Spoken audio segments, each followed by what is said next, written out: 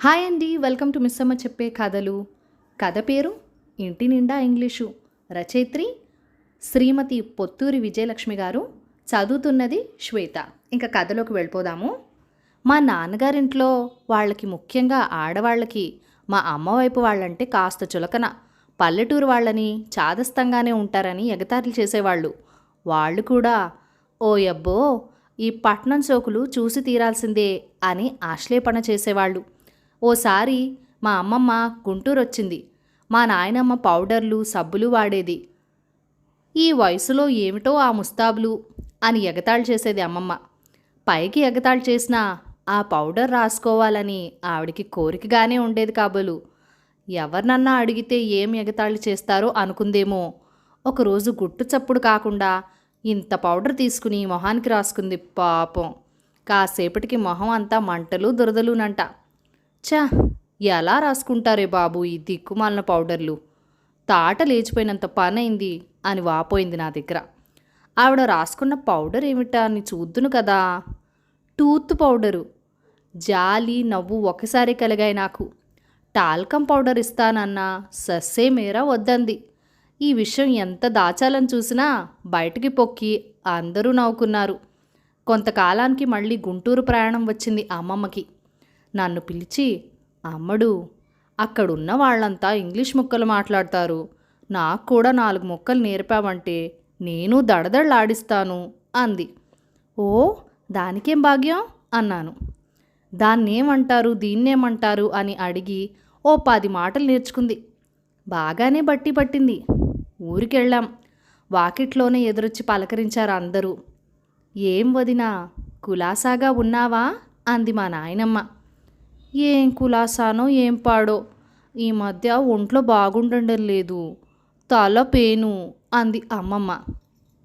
అదేమిటి వదినా, నువ్వు చాలా శుభ్రంగా ఉంటావు, నీకు పేలు పడ్డాయా అని అడిగింది ఆశ్చర్యంగా నానమ్మ. చచా, పేలు కాదు, పేను. ఇంగ్లీష్లో పేను అంటూ నొప్పి అంది అమ్మమ్మ గర్వంగా. ఓహో అదా, నిజమే మరి. వయసు మీద పడుతోందిగా, నాకు ఈ మధ్య బాగుండడం లేదు, బాగా ఈకుగా ఉంటోంది అంది నానమ్మ. ఈకంటే ఏంటో దినా అంది అమ్మమ్మ. ఈకంటే ఇంగ్లీష్లో బలహీనంలే వదినా అంటూ బదులు చెప్పింది నానమ్మ.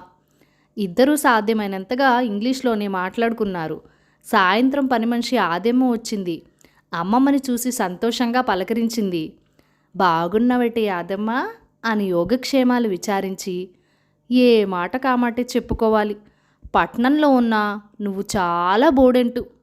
ఎన్నేళ్ల నుంచి ఇక్కడ పనిచేస్తున్నారు మీరు? మా అమ్మాయి పెళ్ళైన దగ్గర నుంచి మీరేగా.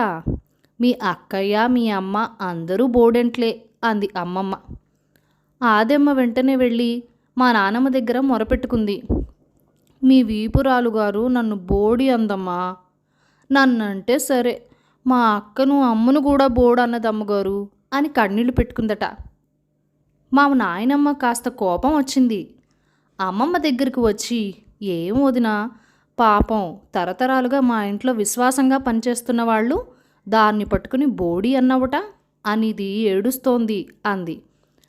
అమ్మమ్మ, అయ్యోరామా, నేను బోడి అని ఎక్కడన్నాను వదినా, బోడెంటు అన్నానంది. సరే పోని, నీ బోడెంట అన్నావా, అయినా ఎందుకన్నావు, అదేం చేసిందని అంతలేసి మాట అండని చెప్పు అంది నాయనమ్మ నిష్ఠూరంగా. నేనేం మాటలు అనలేదమ్మా, బాగా విశ్వాసంగా ఉంటామని ఇంగ్లీష్లో అన్నాను, పుణ్యానికి పోతే పాపం ఎదురైంది అన్నట్లుగా ఉంది అంది అమ్మమ్మ. ఎంత ఇంగ్లీష్లో అయితే మాత్రం విశ్వాసాన్ని బోడెంట్ అంటారా అంది నాయనమ్మ. అయితే ఏమంటారో నువ్వే చెప్పు, నాకు నా మనవరాలు నేర్పింది, విశ్వాసం అంటే బోడెంటేనట. పాని వాళ్లను నువ్వు చాలా బోడెంటని మెచ్చుకుంటే వాళ్ళు సంతోషిస్తారని కూడా చెప్పింది. మరి మీకెవ్వరికి ఇంగ్లీషు రాకపోతే నేనేం చేస్తాను అంది సమర్థించుకుంటూ. ఇంతలో తాతయ్య గారు అటు వచ్చారు. ఏమిటి గొడవ అని అడిగారు. ఇద్దరూ వంతులేసుకొని చెప్పేశారు. ఇట్రా అని నన్ను పిలిచి, ఏంటిదంతా అని అడిగారు.